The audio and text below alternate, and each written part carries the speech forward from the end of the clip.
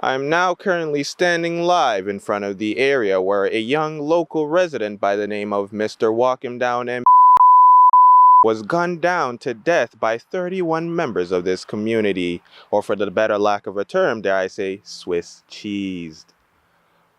As you can see, one would imagine that majority of the community members would be quite joyous over this occasion that such a public menace has been erased. However, I'm here to interview her and find out if that's truly how the community feels about this. My name is News R. Porter, and you're here watching Firefist News. You there, do you have anything to share about the community's recent tragic passing? Oh, so we are here to talk about my son, eh? What is it? For a news channel or something? Honestly, I'm very upset, depressed, and I know if Kindness was here, she'd also be very devastated to hear about this news. Honestly, I think part of that was her being lucky. She did not have to witness the death of two of her closest relatives.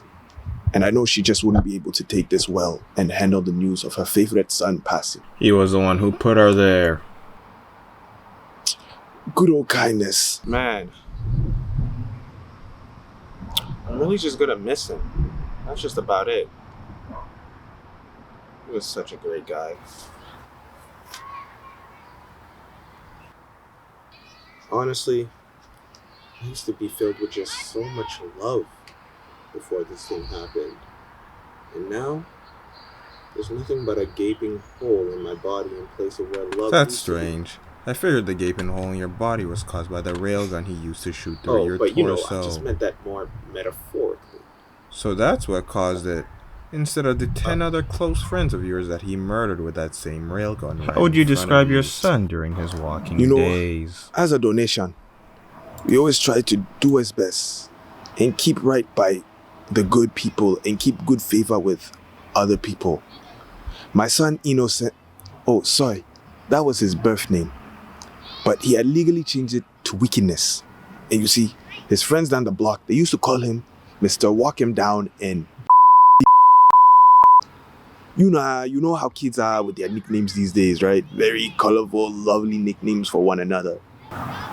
He earned that name after he beat 200 unarmed civilians. But that's just how kids are, honestly. You know how kids are, always getting to mischief and whatsoever these days. Honestly, what could I say? I've never met a kinder, more caring, more loving, more gentle, more tender person than he was. He infected your raccoon with rabies. We all make mistakes, come on. That man, he truly was the most outstanding op within the hood. The both of you live in a gated community. I mean, what else could I say? He was like an angel sent on earth. Also untrue. He in fact used to profess the Listen, man. opposite.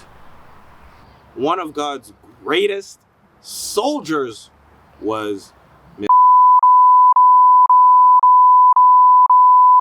Are there any final words you want to let the world know about this public menace? He was the greatest son any parents could ask for. This is the same son that literally turned the other parent into a popsicle. But that's just how kids are, honestly. You know how kids are, always getting to mischief and whatsoever He was these days. 32 when this happened. Listen, let me tell you something about that man, alright? And never let anyone tell you anything else. He was my best friend. And that, first and foremost, and he was truly the greatest friend that I think anyone in this world could ever ask for. And I personally think everyone in this world deserves a friend. He framed your parents for a crime so heinous that it got them exiled off the planet. That was just a prank, and honestly, I forgive him. And I love him for it. It truly is. You were also part of the 31 people that partook in the ending of his life. I would never. He truly was a great person. Even though we were ops, I genuinely respected him.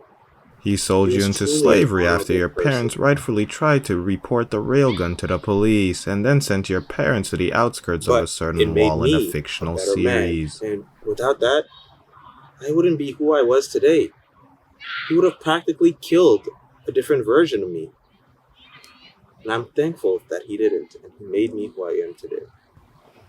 All right, that's it. Cut. We're done. I'm done. I'm done personally.